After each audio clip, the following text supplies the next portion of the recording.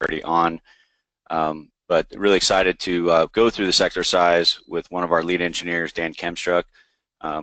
Has a tremendous amount of experience on the Azure platform, and we have a lot of goals here for how we can help each of you not only gain a lot of understanding about what this very powerful platform as a next phase, helping you establish your own Azure environment if you don't already have one today. So, so Dan, if you could actually move forward here on the slides to the next. Perfect. All right. Well, before this webinar started, actually probably about yesterday, you received an email from us just for a proof of attendance form. We needed everybody to sign that have attended this workshop. So if you don't have it, we can obviously resend it to you, but that'll be something we'll just need you to sign and send back. Came across as a DocuSign form. So if you could please sign and send that back. I saw many come back already, but if you don't have it, we can obviously send that to you, after this workshop.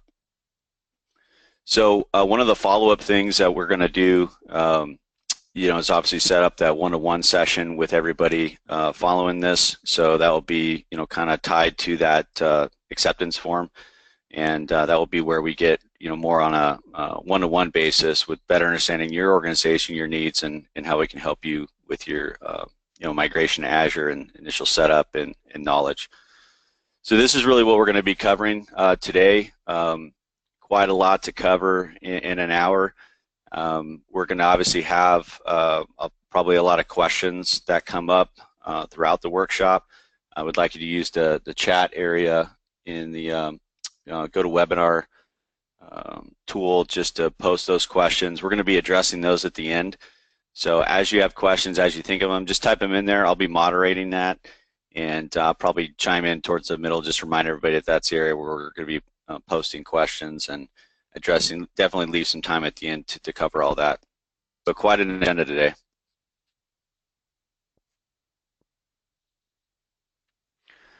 So for those who may be not aware of who we are, this actually went out to kind of a list of existing customers or people we've talked to. So you probably already do. But Agile IT is a leading Microsoft partner. We've got many gold competencies on the stack. We pretty much cover every type of Microsoft deployment you can think of, but each of those gold competencies requires a certain number of certified engineers to have on staff, case studies, references. So they're definitely hard to achieve. We're an elite group of less than really a dozen partners worldwide that have that many gold competencies. Been Cloud Partner of the Year 4 years, have quite a few accolades under our belt, but we have our entire environment in Azure. I've been doing a lot of Azure migrations since we started business in 2006, where it was really not where it's at today. It's really evolved quickly, so I think that's part of the challenge is how do you keep up with all these things that Microsoft's putting into the platform on a continual basis, and we can definitely help you with understanding where they're at today, but it's just understand it's an ever-changing platform, and it's definitely a direction that most organizations are going to or on or have some environment up there today. So we could definitely help you hit all those goals. When we look at where we fit in to helping organizations move and make this adoption to the cloud, it's really in alignment not just with Agile IT's vision, but what's Microsoft's vision. Everybody's seen what Microsoft's done with the Office 365 platform, software as a service, and they're doing the same thing now with infrastructure as a service and platform as a service with Azure. So once companies make this adoption, what they tend to focus on is really the less of the break fix and the maybe, let's just say, less valuable types of IT services to more of the value add services. How do we utilize these platforms to better our business? Around automation, business data and integrations, BI, business intelligence. So we're in that space. That's why we've really looked at moving our customers in this direction. And we don't know anything different. We started as a born in the cloud company in 2006, so for us, we don't have that historical I guess history of what it used to be like. We're more focused on where it's going, and we could definitely help you understand where this vision might fit in with some of the investments you've made over the years, and keep you on track with maybe where things are going, not where they've been. All right. Thanks, Brian. I'll probably take over from here. Get into. Yeah, sure. Yep. So I'm Tim Struck. I am the Cloud Engineering Manager at Agile IT, so I oversee the team that kind of focuses on both infrastructure and then our 365 migration team as well. So today we are focusing on cloud computing, and specifically the infrastructure as a service model. So this is just essentially where the virtualization servers, storage, and networking is all handled by Microsoft. Microsoft also has a few other offerings that platform as a service, so you can run SQL in the cloud without having to worry about patching and maintaining a SQL server. And then they also have software as a service, which is their Office 365 package. But today we're focusing on infrastructure. So this is just a global map of all the various different data centers that Azure's operating in right now, and you can see they're adding new ones, and they're pretty much constantly looking at building out infrastructure and making sure there's a local data center to anywhere that, that's kind of a base hub around the world. So again, constantly growing, and a lot of choices. The Azure Everywhere program today, though, we're focusing on U.S. data centers. When we, when you sign up for your free one-on-one engagement with one of our engineers, that's going to be tailored around a U.S. data center. And then Azure currently has two different models, and the class model version 1 is being phased out. So this is just the next slide. None of our engineers are going to set up classic model. It's still supported, and it's going to be supported going into the future, but Microsoft's moving everyone towards this resource manager, and it's basically just a different way of organizing your infrastructure. So, there's this thing called the resource group, and basically everything you create in Azure has to be a member of a resource group, and it can only be a member of one resource group, and that resource group can cross data centers, and basically the goal of the resource group is kind of to target either automation or just kind of like an OU Active Directory, just to organize everything. So your VM, your network card, your public IP address, the virtual network it's running on, load balancers, storage accounts, so all that can be put to a resource group, and then you can use that for targeting automation or just organization. So we'll jump into our first module, which is networking. And I guess one of the main goals we kind of want to show you in this presentation today is that you can pretty much do everything on-prem. You can do on-prem, you can do in Azure as well. So to get started with a virtual network, this is showing you go to the Microsoft Azure portal, which has a bunch of APIs in the back of it, and you build out your 10.1.0.0 subnet or address space, and then within that you can build a number of subnets. There's no cost for building out a VNet or subnet, all the networking costs are pretty much contained in Azure until you start adding a virtual network gateway or you start having egress traffic. Once you have your virtual network set up, you probably want to connect it to your corporate office or one of your branch offices, and this is where that gateway set comes into place. And there's a few SKUs for that. There's a basic standard, and then they have some high performance ones. So most people are going to stick with probably the basic standard, and that gets you about 10 site-to-site connections, around I think it's 100 or 200 megabits per second of outbound data, and then the standard SKU, you can have something called ExpressRoute, which we'll get to in a couple slides. So you have coexistence with ExpressRoute, or on the base queue, it's just VPN only. So most of our clients have been using just the VPN only, unless they have like a high-performance data center, and maybe they're doing like Azure Site Recovery, replication, time, to Azure, and they want that high-performance connection, and that's when they have the ExpressRoute connection, and then they would have the site VPN as a backup. So just keep in mind a couple different SKUs available to you to get connected. And the main way is kind of through this way subnet. I'm sorry, through the virtual network gateway. There's a lot of different options. You can connect directly to Cisco ASAs if you need a single tunnel. If you need multiple tunnels, usually it's the Cisco ISR or ASR series.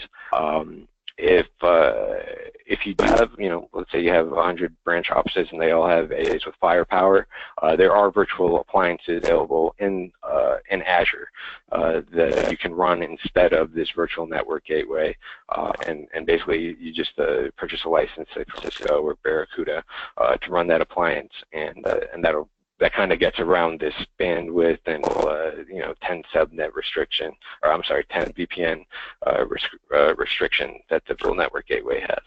So a lot of flexibility, and just if you tell our engineer your requirements, we can definitely help you up with a solution that works for your environment.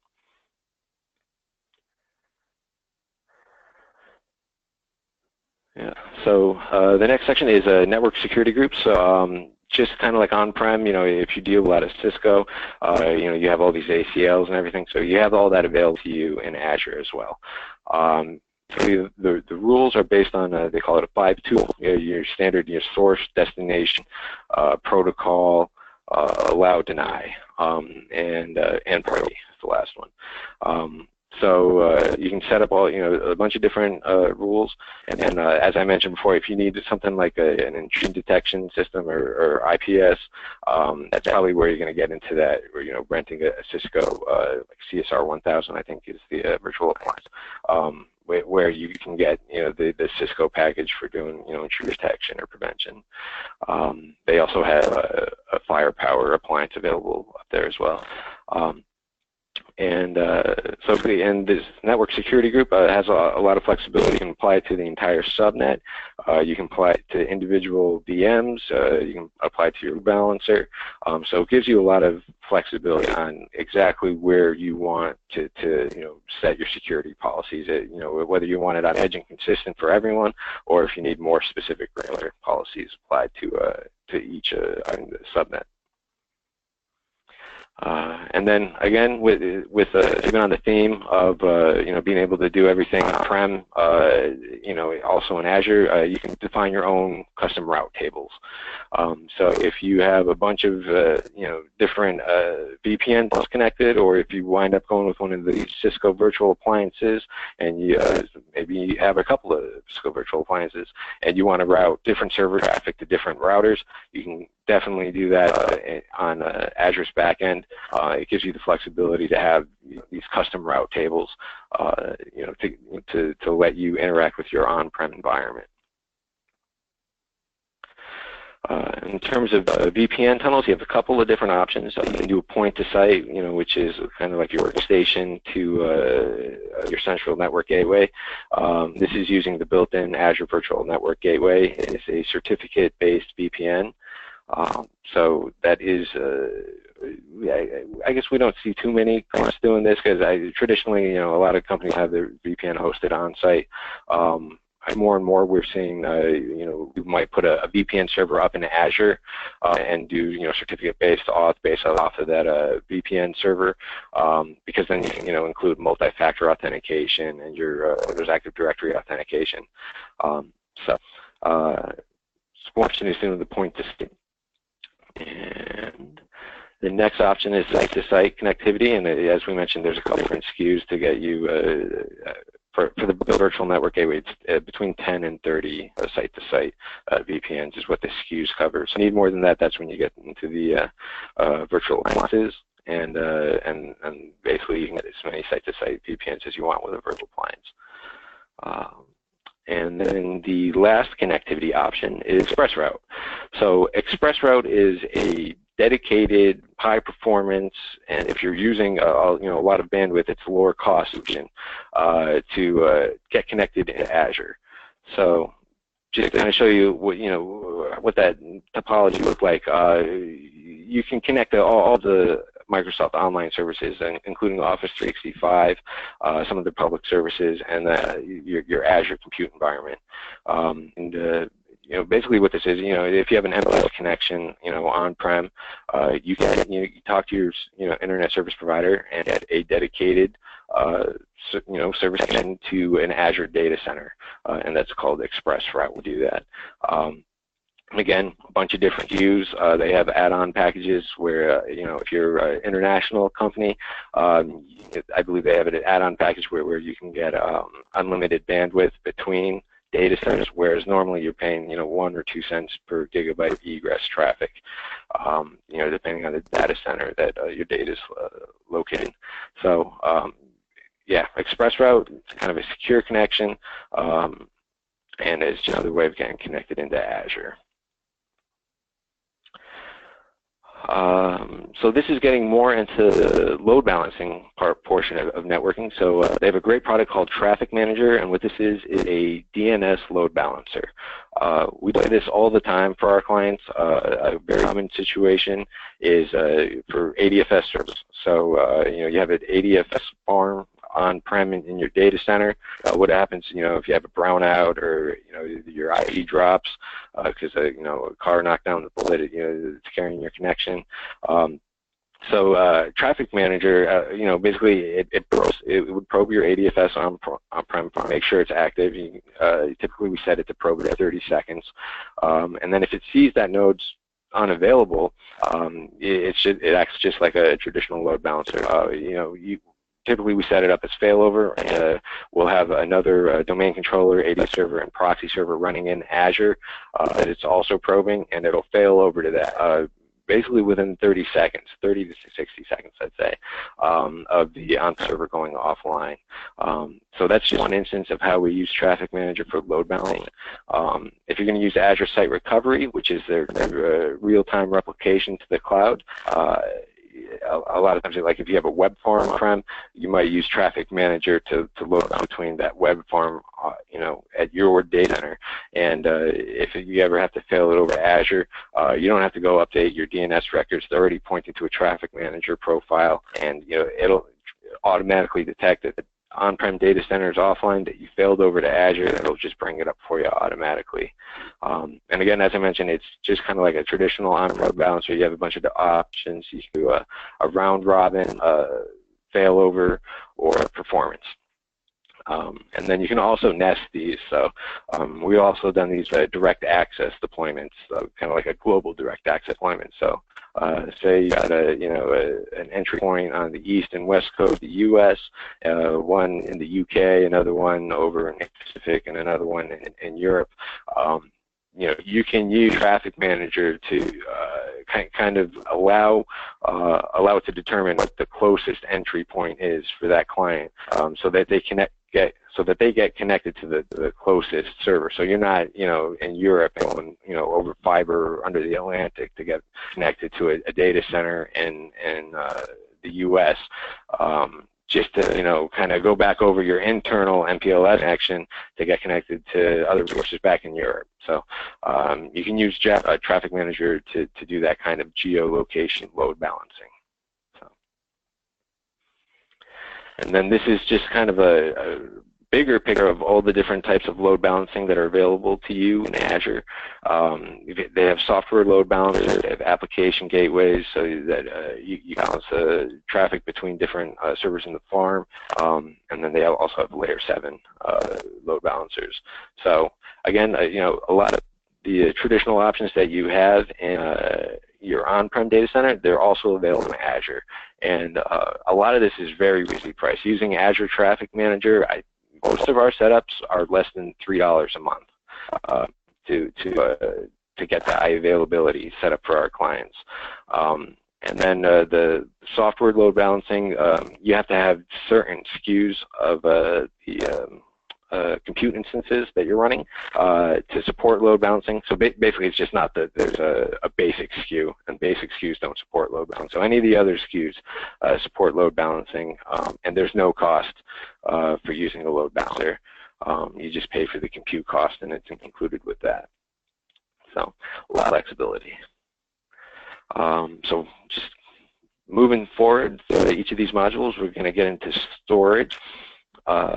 So this is just a high-level overview. These are, primary options when you set up a storage account. Most of our, dealings with you when we do our one-on-one session with your team to get your Azure environment set up are going to be focused around this blob storage and block storage. We can also set up as a page blob, but there are other types available to you. If you wanted to run an SMB, share in the cloud, that's available. That's the file storage type, and then they also have the secure and table storage, and those are more geared towards the SQL online software as a service package that they have. And again, so into blob storage, they have a few different types. The append blobs are kind of more like logging, where you just want to keep adding new data. You're not going to delete anything ever. And they have the page blobs, which are geared towards PhDs, and block blobs, which you can pretty much put anything you want in it. So once you have that configured, the other main concern about storage is where is it located. So just going through this really quick, locally redundant, that is 3 copies of data within the existing data center. So all these options are mostly for Microsoft to bring up the data in case there's some sort of brownout or a tsunami or something on one of the coasts, and it knocks out a bunch of their data centers. So so the locally redundant storage is more internal if they have a rack fail or some sort of power outage. There's 3 copies within the data center, and they can fail over to one of the other copies and get your data back online pretty quickly. Zone redundant would be it's running to another data center. Let's say you're using the West. So like the California data center, maybe the Oregon data center. It will replicate between there. So that way, if there's a power out in California, Microsoft can bring up services in the Oregon data center. And then geo-redundant storage is the one we typically recommend. So this is if you're in the West Coast data center, it'll replicate it over to the East Coast data center. And that way, if there's some huge, kind of catastrophic, let's say power failure on the West Coast, your data is going to come up on the East Coast. And then the highest tier is the read access one, and that's where you have the ability to read that replicated data. That's the only one basically where you have any visibility into this replication.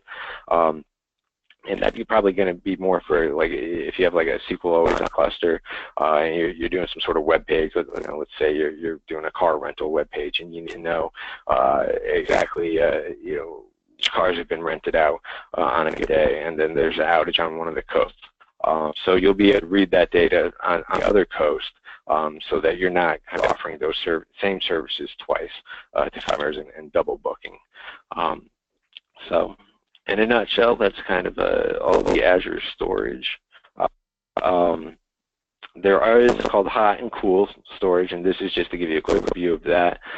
Cool storage has a little bit lower SLA agreement on it. The storage costs are lower. I think they're actually about half the price hot storage cost in most of the data centers. However, accessing that data has a higher egress cost. So that's something to keep in mind if you're using Azure primarily as a backup site. Maybe you want to use the storage options. But if you're going to be running workloads in Azure, hot storage is probably going to be a better option. And then this is our last storage slide, and this is our premium storage. So a lot of times you guys you have big beefy SQL servers, need lots of IOPS and performance targets. So Azure does offer you solid state drives that you can use to run SQL servers and other high performance applications. So the main difference between the spinning disk storage and the solid state drive is with spinning disk you only pay for what you use. With solid state you have to essentially rent the entire drive. So this is showing 3 different sizes here: 128 gigabytes, 512 gigabytes, and a terabyte, and you have to pay for that entire storage for the whole month. And the other caveat with this is locally redundant storage only. You can't do geo-redundant storage or zone redundant with this. We'll get into kind of the compute SLA in a minute, but with premium storage, they do offer the higher SLA with premium storage. So we're replicating it internally, and they get you, I think it's 99.995% uptime. We'll get to that slide in a few minutes though. So this is available to you, so you can match the same IOPS that you have in your on-prem data center. So pretty much, as long as you can afford it, Azure can handle anything that you throw at it. So our next module is Qt, and I'll just try to give you a pretty good overview of kind of what's possible in Azure without getting into too many details.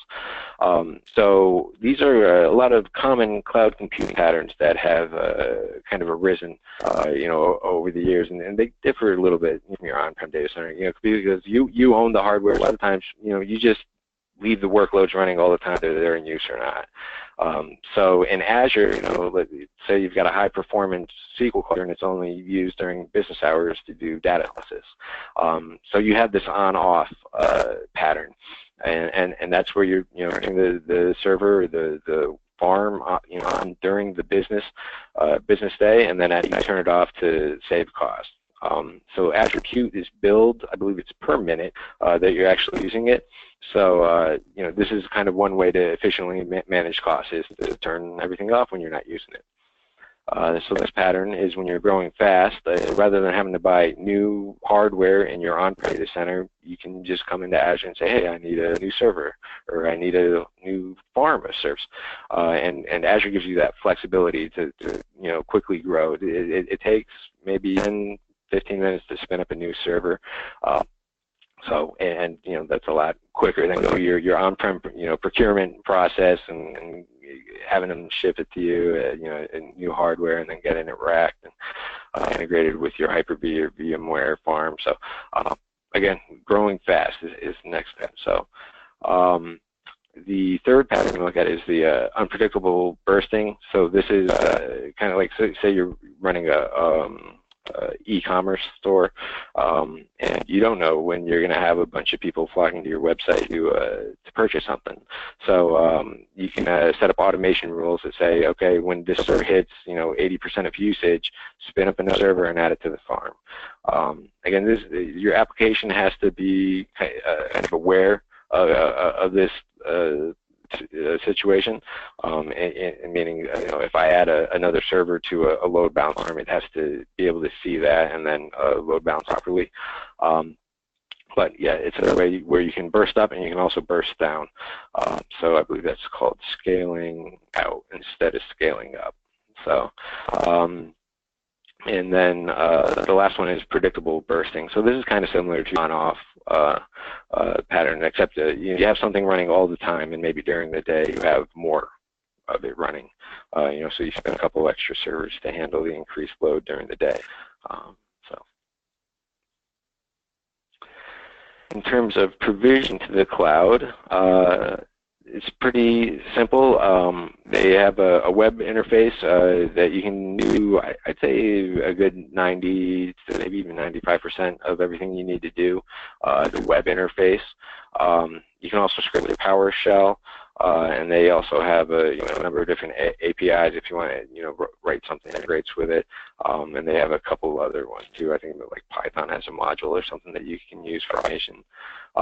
But when we do the one-on-one session with you, we'll primarily be going through the web interface, and we'll show you how to use that. They have a ton of pre-built images, whether it's Windows Server or Linux. In this middle column here, you can see a couple of different VM sizes: the A0, A11, D1, D4, DS1 to DSV2.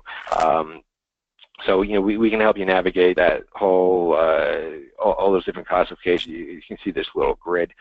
Just giving you an example, an A0 basically has, I think, 0.75 CPU cores, so it's shared less than a gig of memory, and it's only got one data disk. And then if you want to scale up to the top end of A series, you get 16 CPU cores, 112 gigs of RAM, and you can have up to 16 data disks. And then the other series, you can get VMs with dedicated GPUs if you're doing some sort of dedicated analytics or processing that can take advantage of that. The DS series, I believe it is with the solid state disk, and then it's got higher performance Xeon processors. So all sorts of different configurations that you can choose from. We can help you pick which one is right for your environment. Hey, Dan. Yeah. Just want to jump in real quick. So we're about halfway through today's workshop, and I just want to remind everybody that I am moderating questions. We've had a few, but this is a tremendous amount of data, so I'm sure there's other questions you may have thought of or written down. Go ahead and post those into the questions area within the GoToMeeting or GoToWebinar application, and we'll answer those at the end. Okay.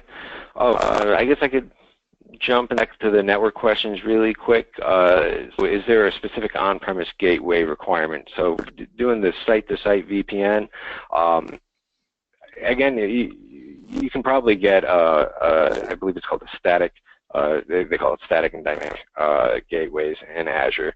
Static gateway can pretty much connect to anything.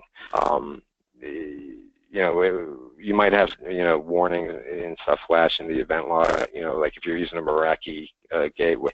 It works with Meraki's, however, there's a number of warnings that get flashed in the log.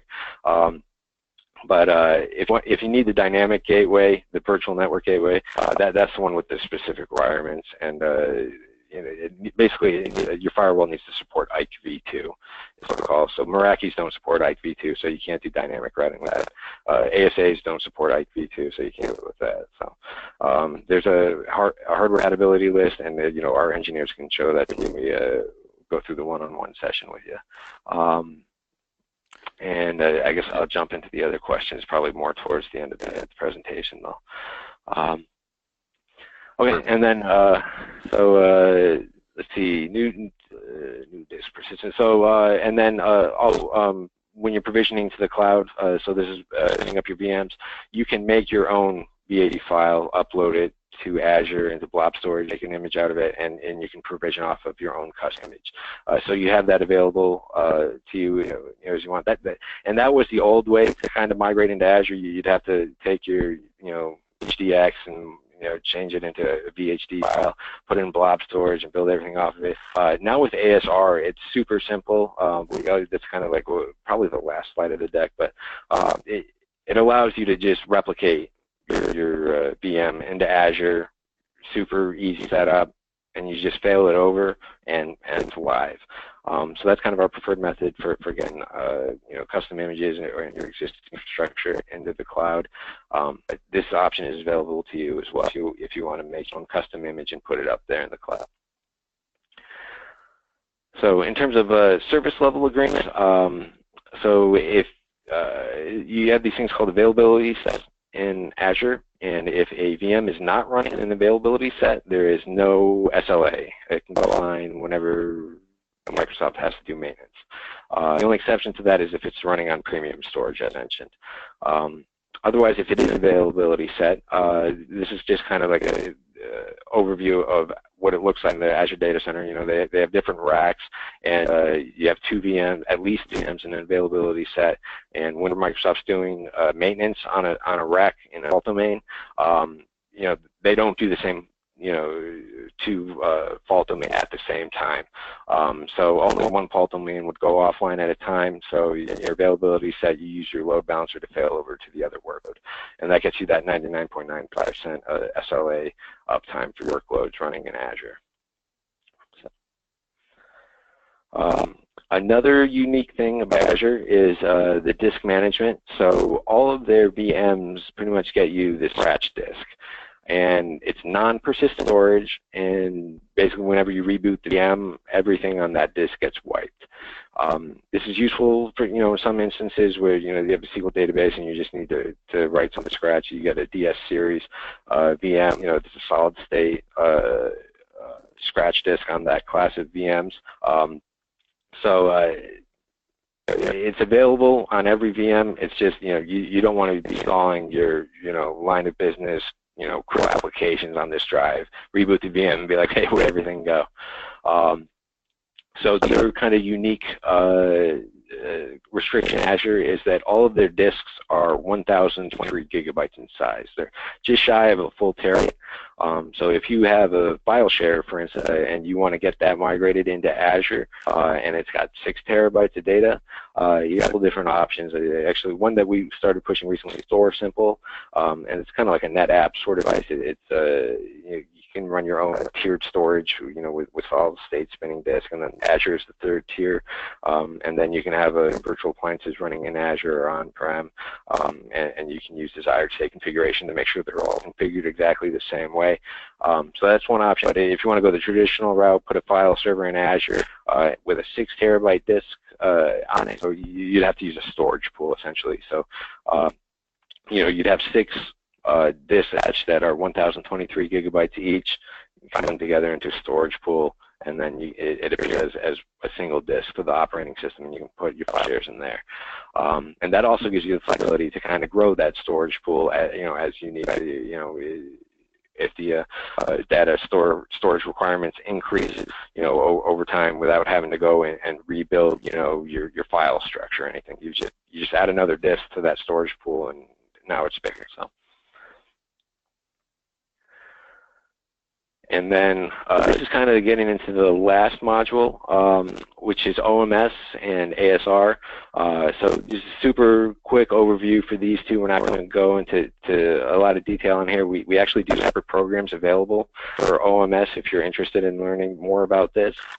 But basically, Operation Management Suite, it's kind of like SCOM in the cloud. So it gives you centralized syslog reporting. You just throw an agent on each of your computers, on each of your servers, and it dumps that all up to the cloud, and it's got a bunch of kind of templated reports for you. So you can get security alerts if somebody's trying to brute force attack. When your server's in the VM, you can see that. You can set up alerting. You can and the third column here is automation, so you can set up run books to say, okay, if this is happening, do this action. So again, separate kind of engagement to get into the automation, but just knowing that this is available to you. We're going to be focusing on the Azure Site Recovery, which is the backup and site recovery portion of OMS, for the Azure Everywhere engagement. So one of the things that we like to do in the one-on-one sessions is set up Azure Site Recovery for your environment. And there's a lot of flexibility. It works with both Hyper-V environments, VMware environments, physical server environments. I think you can even replicate your AWS environment if you want to. So the main thing with Hyper-V and VMM, it's easier to set up. It's just built into the platform, and you just install an agent and do some configuration. With your VMware platforms, you're going to need a dedicated process server set with some storage to stage replication into Azure. But other than that, if you have the bandwidth set up, it's a great way to do a warm standby of your on-prem environment. And so by warm standby, I mean it's about a 30-minute recovery time objective to get your workloads back online running in Azure. And it's a one-click failover to get everything set up. And the other, I guess, feature of ASR is it's replicating either in real time, about every minute or every 15 minutes. If you want to do data backups, that's another service from Microsoft. It's called your backup server. And that's essentially your system center data protection manager server, except it doesn't support it, and it backs up to the cloud primarily. But any of these, you can choose Azure as the secondary site, or you can choose another one of your branch offices, or maybe your HQ and data center as the secondary target site. And yeah, with the goal of keeping both of them in sync, doing pretty much real-time application, and with a really quick recovery time.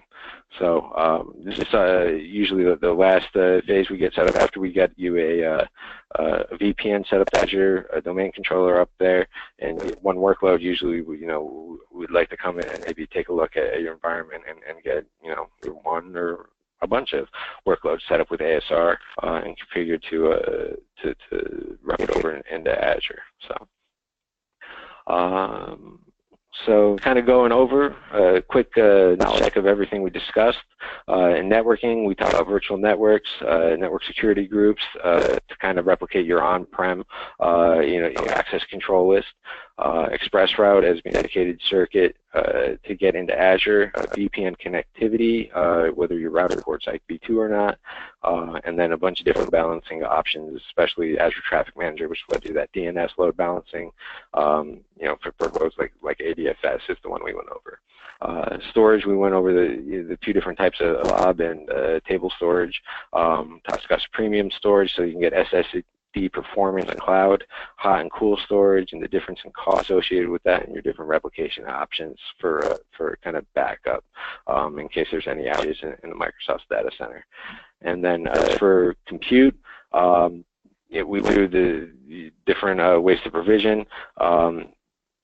The common restrictions on disk sizes, and the disk persistence, your availability, and again, the VM sizing is probably more in the one-on-one engagement with you guys, and then OMS with the focus on Azure recovery. So that's it from my end. I think Brian, a couple more slides, and then we'll get into some Q&A. Sure. Yeah, definitely, and I'll definitely go through the questions with you, Dan. So there's been quite a few good ones. So as we talked about in the beginning, what we want to do is take the information you learned today, but get to know each of your organizations a little bit better, so that we can understand what your individual goals are. They're all a little bit different, so each one we gotta kind of take on a unique basis and look at what environments you have, what data centers, what servers, what's running on them, and provide some guidance on what it would take to move those environments up there, what's the right strategies and approach and options. So we're definitely going to cover that more on a one-to-one basis following this webinar. We just need your approval on the acceptance form. I saw a few more come in even while we're on this webinar, so if you haven't sent that in, we'll be following up with you to get that approved, because that will be what triggers us to set up that one-to-one session with engineering. Somebody from Dan's team, or it might be Dan himself. So with that, we're going to set up a VPN to Azure, a domain controller, and move one of your VMs up to Azure. It's part of the scope of that. What we need to do is establish some agreement with Microsoft around the Azure consumption. So we'll be talking about that when we reach out to you, and we can help set that up because we are a direct support channel for all of our Azure customers. We'd be setting up the agreements with Microsoft for you and talking about how that all works and the costs associated with it. So I will have either myself or somebody on my team will be scheduling that. So expect to hear from one of us. Once we see the acceptance, we'll take that, and that will be the trigger for us to reach out and schedule the session with engineering.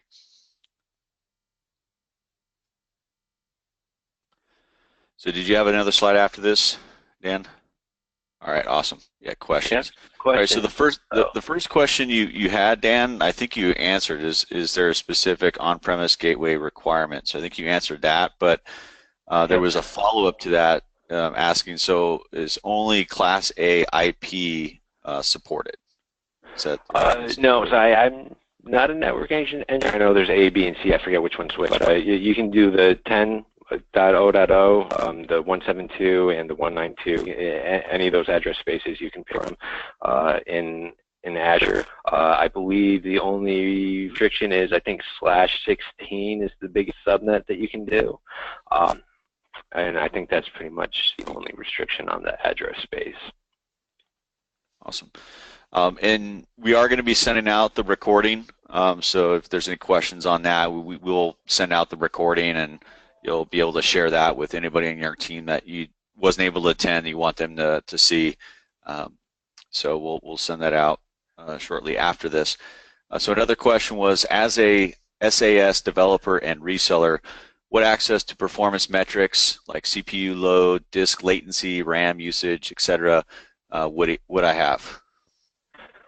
You have access to all that, especially if you're going to be using the API to build like a custom interface.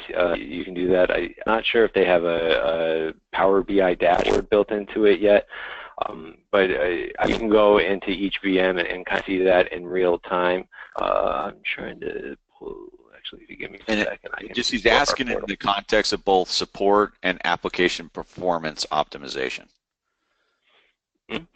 Yeah, so like kind of like the automation page, you know, you set those metrics where you're saying, all right, if it's hitting 8% CPU, you know, you can spin up another instance and add it to the farm. So all those metrics that you went over, the CPU, disk load, RAM usage, all that data is available to. And again, yeah, it's the API if you want to grab it that way. And I'm trying to. Give me a second. I'm trying to pull up our Azure environment, and I can give you. Let's see. I'll drag this over here, so you can sort of see if you can see my screen. The CPU usage, network usage, disk bytes, this IOPS per second. So it gives you this view in the Azure portal to kind of like all those metrics. And again, you know, you can export this all over into Power BI or your own custom, you know, tool, APIs. Great. All right. So once I guess a virtual machine is replicated, can the on-prem server? Okay, so I'm assuming this is an AR question. So yeah, so like you're running Hyper-V, we configured with a Site Recovery Vault in Azure, and you know, we replicate everything. You do have to fail over into Azure, but once it's failed over into Azure, replication at that point stops, and typically, you know, I mean, in that instance, the on-prem server is offline. So yeah, you can go ahead and decommission the server if you wanted to. Okay. Next question is, will you rather recommend file server on Azure as opposed to migrating user folders to OneDrive? Depends on the customer side. So I think about 50 users is kind of my hard limit, and my preference actually is probably closer to 20 users for doing OneDrive. In the past week, I know Microsoft did add a lot of ease of use to OneDrive in terms of managing permissions. I haven't had a chance to take a look at those yet, but before, I mean, you could make permissions, but if someone left and you need to reassign those permissions to someone else to get access to their folder, it was kind of a bear. I mean, you could do it. It's just, you know, not the easiest, simplest, most straightforward process in the world. The other thing with that is there's no group policy setting to set up folder direction to OneDrive. Again, you can do it, but basically the user has to interact. So you know, it's on a program services is it's something we do for a lot of our smaller clients. You know, group policy to set up their OneDrive for Business. The user does have to click on a prompt saying, okay, yes, set up my folder in the default location. But after they do that, I think it takes 2 or 3 more logon times before their desktop and documents folder gets redirected into OneDrive for back. So it's just not a really great process if you're, you know, an enterprise organization, and you've got, you know, over 100 users or 200 users. You want to use the built-in folder redirection, and you kind of want to have it be, you know, seamless and visible to your end users, and just kind of have it work and have it reliably work. And then also in terms of giving your IT staff permissions to all the data on that share, just doing it on a file server the same traditional way, and just hosting that in Azure's compute infrastructure as a service, you know, area. It's a better experience, you know, for your end users. So. Okay. Excellent. So another question is, how will I know which port / NAT / access rule to configure for inbound, outbound access? Totally up to you.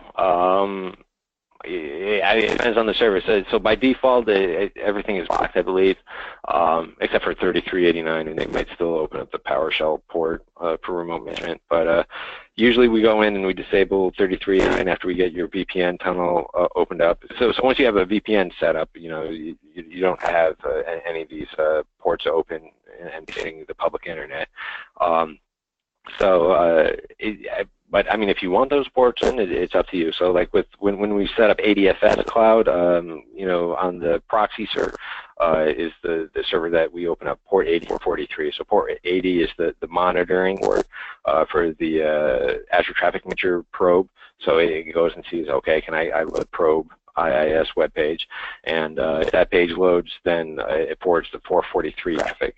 And those are usually the only two ports that we've opened up, and then they're just natted, you know, directly to that PM.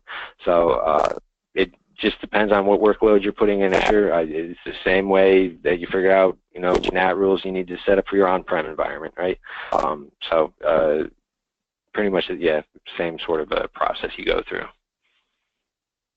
Great. Okay, and can operating in Azure meet NIST specific for protection of export controlled information? I believe so. There is an Azure Trust Center, I think it's called, and it goes through all the different compliance, you know, security offerings that Azure has met. But you know, Microsoft's kind of gone out of its way to just meet every compliance requirement it can find. So I'm fairly certain it complies with NIST.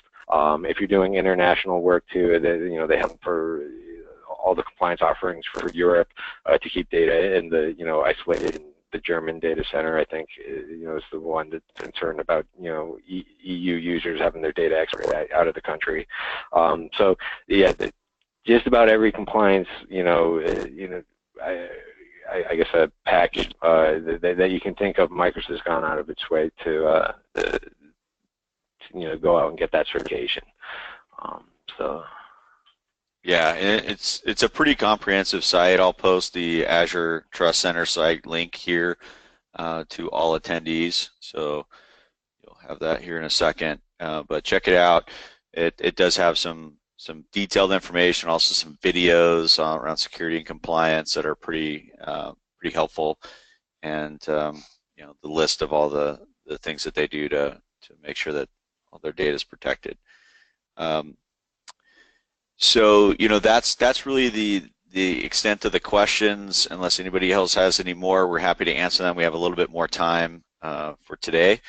And like I said, next steps for us will be to reach out to each of you individually, get to know you a little bit more about what your real goals are, and start to configure your initial Azure environment and setup, which it would include that VPN that Dan was just mentioning, along with your domain controller, and also moving one of your virtual machines up there or servers up to Azure, and providing some additional training and guidance, along with kind of understanding the consumption model in general. So a portion of this is, you know, what would it cost if you were to migrate, you know, 20 of your servers or virtual machines up to Azure under this consumption model? And there's always a lot of questions about that. There's some, you know, there's an online calculator which assists with that to provide some guidance, but it's a different model that we want to help you understand, so that you know how to manage that, how to adjust those resources on the fly, but then how that impacts the monthly cost for the service itself. So on one hand, the flexibility is really nice, but unless you know all the parameters and how to control that, you know, it can get out of control. So we want to make sure that you understand that going into it, and get this set up correctly. So with that, I just want to thank everybody for attending, and you know, Dan showing some of the compliance stuff here off the Trust Center site. So take a look at that. We will be sending the recording, forward that along, and then somebody on my team will be reaching out to you to set up your session with one of our Azure engineers. So hope everybody has a good rest of the week, and we'll talk to you soon. Yeah. And just a thing, somebody was asking about performance earlier. So this is Operations Management Suite. So this is just quick. You can set this up and get CPU, memory, network, all sorts of performance in here, and down into it and set up alerts. Just something else, food for thought. All right. Awesome. Thanks, everybody.